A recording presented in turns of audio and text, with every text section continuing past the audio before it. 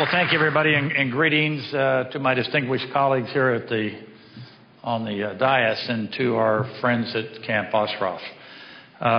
First of all, condolences.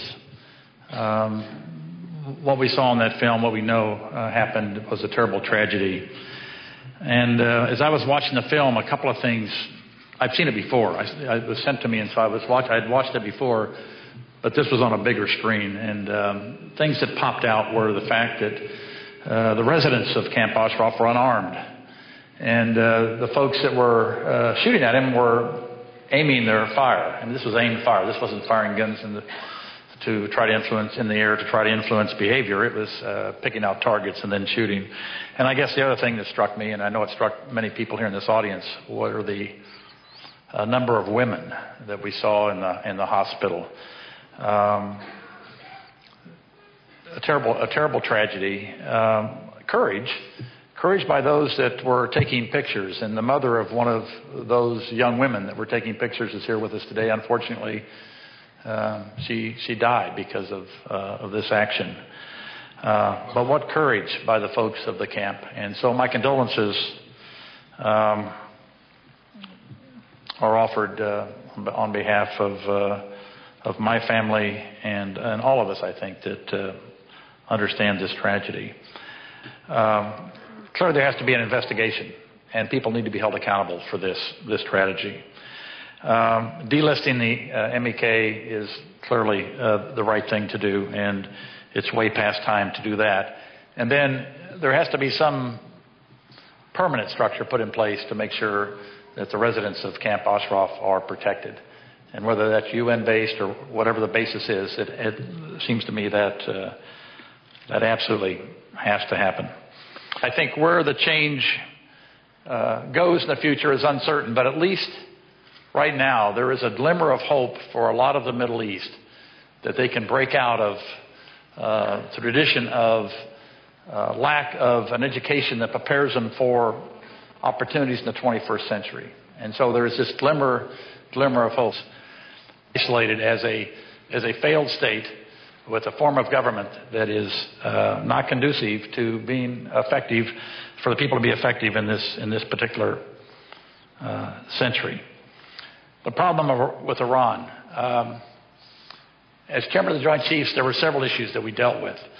The first one, before we even went into Iraq, as we're going into Afghanistan, we had to remember that Iran had weapons of mass destruction, that they proliferated these weapons of mass destruction, that they sponsored terrorism, and were always trying to influence their neighbors.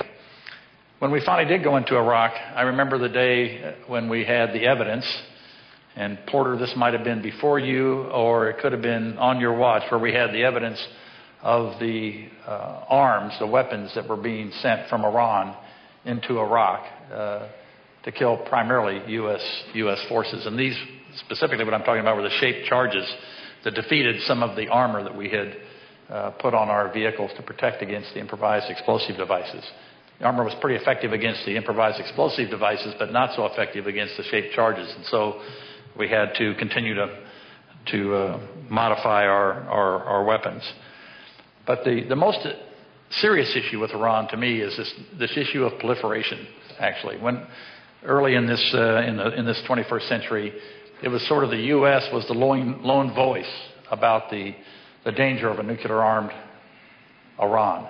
That has changed, and now we have many United Nations resolutions and other things trying to constrain their rush for nuclear weapons. That has changed. That's to the positive. Sanctions are having an effect.